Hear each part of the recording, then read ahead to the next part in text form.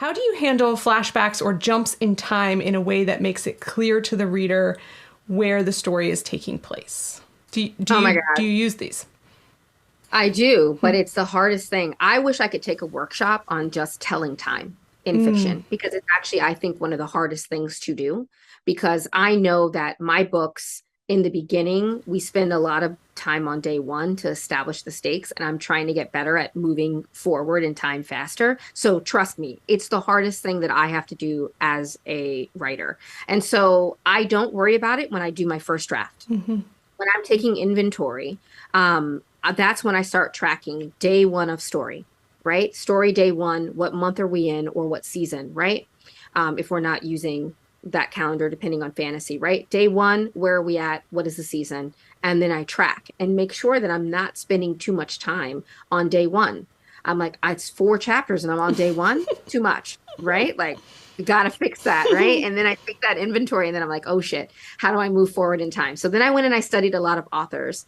They use a lot of the seasons, mm, using the weather to move us forward, using holidays, even fake holidays that you make up yourself, and planting them on your calendar and sort of thinking, how do the people in this world tell time? And then moving that time forward with seasons, months, holidays, events, um, celestial, whatever, religious things. However, that's how I've been able to do it. And I don't think I do it successfully yet, but it is the one thing that I am actively trying to work on.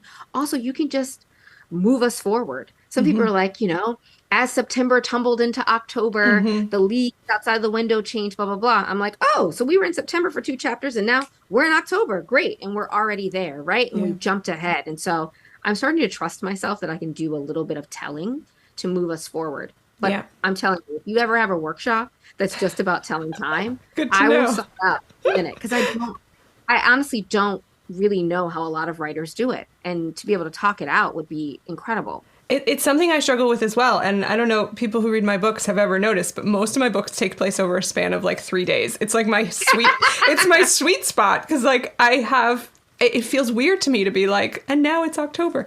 But I think you're right. It's sort of it's like something you have to kind of do and then trust and then keep doing and then seeing if it's working. Sometimes I think it's awkward to do it while you're writing it, but then I read back and I'm like, oh, actually that works fine. But there's just something weird about writing. Like as the next week came around, I'm like, wait, what happened in that whole week?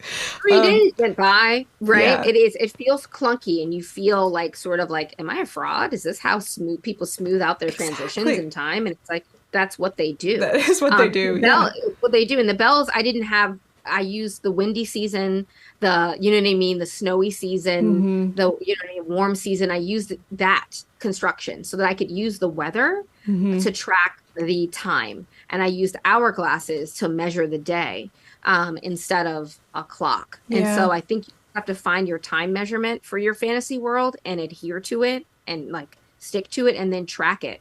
Day one of story, day two of story, and then where are we at in time? It's the hardest thing in the world. Yeah. It's the thing that the most. Yeah, and but I like your advice of like, don't worry about it for the first draft. Just write the Yeah, story and then figure out where everything fits. when you And do your it. advice about holidays also very helpful. I've been challenging myself as well to like, write books that don't take place in a day, even though I did write a book that takes place over one day.